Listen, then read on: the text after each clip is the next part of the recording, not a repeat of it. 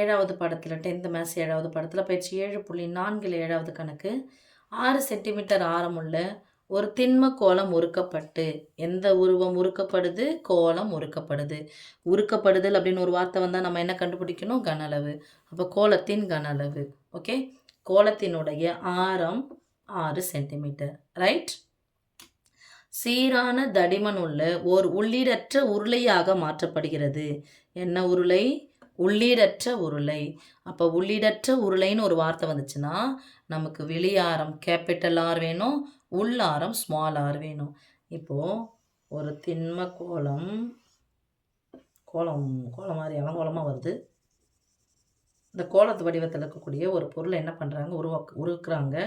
இதனுடைய ஆரம் மட்டும் எவ்வளோன்னு சொல்லிட்டாங்க? 6 சென்டிமீட்டர். ஓகே, இதை உருக்கி என்னவா மாற்றுறாங்கன்னா ஒரு உள்ளீடற்ற உருளையாக மாற்றுறாங்க. உள்ளீடற்ற உருளைன்னா உள்ள ஒரு உருளைன்னு அர்த்தம், போலாக இருக்குன்னு அர்த்தம். உள்ளீடற்ற உருளையாக மாற்றுறாங்க. இது வட்டத்தினுடைய மையம். இதுதான் சின்ன வட்டம், அது ஸ்மால் ஆர். இது மையத்திலேருந்து இங்கே இருக்கிறது கேபிட்டல் ஆர். இது உயரம் சமமாக தான் இருக்கும். ரைட். இந்த கோலமானது உள்ளீடற்ற உருளையாக மாறுகிறது. அப்போது ஒரு உருவம் உருக்கப்பட்டு இன்னொரு உருவமாக மாறுச்சு அப்படின்னு சொன்னால் அதன் கன அளவுகள் சமம். அப்போ எழுதிக்கலாம், கோலத்தின் கன அளவு ஈக்குவல் டு உள்ளீடற்ற உருளையின் கன அளவு.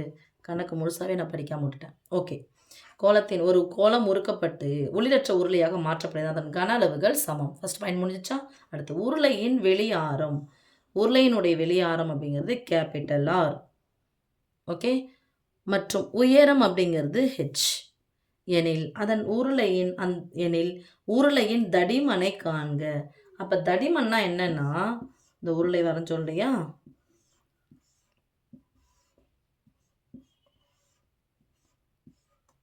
தடிமன்னா என்னன்னா இது இருக்குல்ல இந்த பிளேஸ், இந்த தடிமன் தான் கேட்குறாங்க.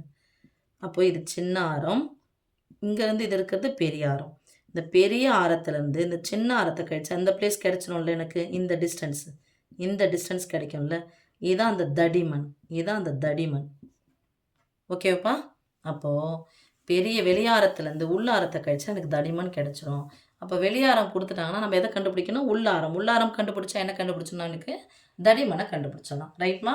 இப்போ கோலத்தின் கன அளவு ஃபார்முலா 4/3 π × r³ ஈக்குவல் டு உள்ளிடற்ற உருளையின் கன அளவு. ஃபஸ்ட்டு உருளையினுடைய கன அளவு அது வட்டத்தின் பரப்பளவோடு எதை பெருக்கணும்? உயரத்தை பெருக்கணும். இது உருளையினுடைய கன அளவு.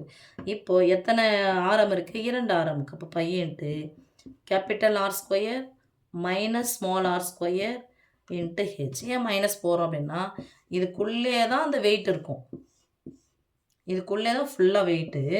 அப்போ இதனுடைய வெயிட் நம்ம ப்ளஸ் பண்ண வேண்டிய அவசியம் இல்லை, இதுக்குள்ளவே இருக்கிறதுனால இந்த ஸ்மாலர் என்ன பண்ணிடுறோம்? நம்ம கழிச்சோம். ரைட்.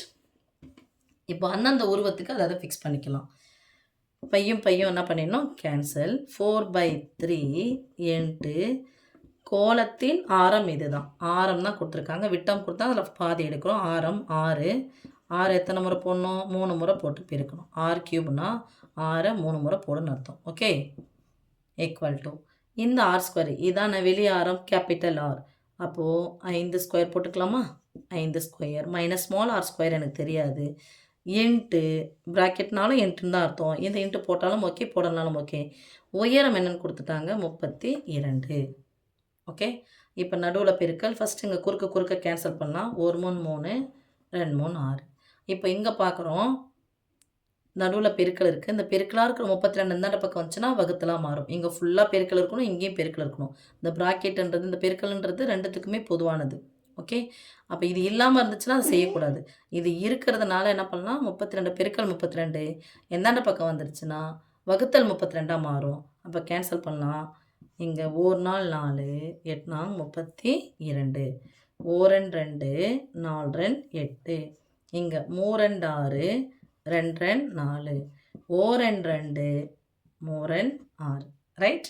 ஈக்குவல் டு 3 × 3 இருக்குது கடைசியில். இதெல்லாம் ஒன்றா மாறிடுச்சு. ஒன்று கூட எது பெருங்கினாலும் அதே தான் கிடைக்கும், 1ஆல் வகுத்தாலும் அதே தான் கிடைக்கும்.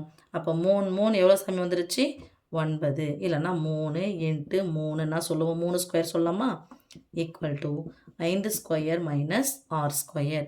எனக்கு ஆர்னுடைய மதிப்பு தேவை. இந்த மைனஸில் எனக்கு ஆர்னுடைய மதிப்பு ப்ளஸில் வேணும். ஆனால் இங்கே மைனஸில் இருக்குது. இந்த இந்த மைனஸாக இருக்கிற ஆர் ஸ்கொயர் சமக்குறிக்கு இந்த பக்கமாக வந்தால் ப்ளஸ் ஆர் ஸ்கொயர்னு மாறும். இந்த ப்ளஸ் 9 முன்னாடி குறியானா ப்ளஸ் இருக்குன்னு அர்த்தம். ப்ளஸ் 3 இன்ட்டு 3 அந்தாண்ட பக்கம் வந்துச்சுன்னா மைனஸ் 3 இன்ட்டு 3ன்னு மாறும். ரைட்? அப்போ R square equal to 5 square 25 போட்டுக்கிட்டேன் நான். 25 minus 3 9. This implies R square equal to 25லேருந்து 9 கழிச்சா 10 கழிச்சிடுங்க. 25லேருந்து 10 கழிச்சா 15. 1 எக்ஸ்ட்ரா கழிச்சிட்டு கூட்டிக்கோங்க 16. This implies R square equal to 4 ஸ்கொயர்னு எழுதலாமா? திஸ் இம்ப்ளைஸ் ஸ்கொயர் சமமாக இருக்குது. அப்போ ஆர் ஈக்குவல் டு 4 சென்டிமீட்டர். இது உள் ஆரம். எனக்கு என்ன கேட்டிருக்காங்க? தடிமன் கேட்டிருக்காங்க. உள் ஆரம் கேபிட்டல் ஆர் இங்கே நான் கணக்கிலே போட்டு வச்சுட்டேன். இப்போ பெரிய ஆரம் 5, சின்ன ஆரம் 4ன்னா அந்த தடிமன் மட்டும் எவ்வளோ இருக்குன்னு அப்படியே சொல்லுங்கள். சும்மா ஒரு கால்குலேஷனை சொல்லுங்கள் பார்க்கலாம். இது 4 இருக்குது. இது ஃபுல்லாக 5 இருக்குது. அப்போ இது மட்டும் எவ்வளோ இருக்கும்? பெருசுலேருந்து இதை கழிச்சிட்டா இந்த இடம் கிடச்சிடும்ல. இந்த பெரிய இடத்துலேருந்து இந்த குட்டி இடத்த கழிச்சிட்டா இது கிடச்சிடும்ல, இந்த தடிமன் கிடச்சிடும்ல. அப்போது தடிமன்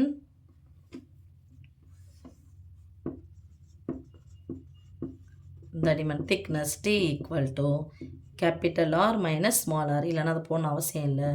பெரிய ஆரத்துலேருந்து சின்ன ஆரம் கழிச்சிட்டா எனக்கு எவ்வளோ கிடைக்கும்? 1. கண்டிப்பாக அலகு எழுதணும் 1 சென்டிமீட்டர். ஓகே. இப்போ இதில் ஒரு சின்ன இதுவும் சொல்லித்தரேன் உங்களுக்கு, ஞாபகம் வச்சுக்கோங்கம்மா. ஏற்கனவே இந்த பாடம் ஃபுல்லாக படிச்சிருப்பீங்க. 8ஆம் வகுப்புலையும் கிடச்சிருக்கீங்க. பித்தாகரஸ் தேற்றம். ஒரு செங்கோண முக்கோணத்தில் கன்னத்தின் வர்க்கம் மற்ற 2 பக்கங்களின் வர்க்கங்களின் கூடுதலுக்கு சமன் வருது இல்லையா? 5 வந்துடுச்சு, 3 வந்துடுச்சு. இன்னொரு நம்பர் எது வரல? 4. அவ்வளோதான். அப்போ ஆர்னுடைய மதிப்பு எவ்வளோ? 4.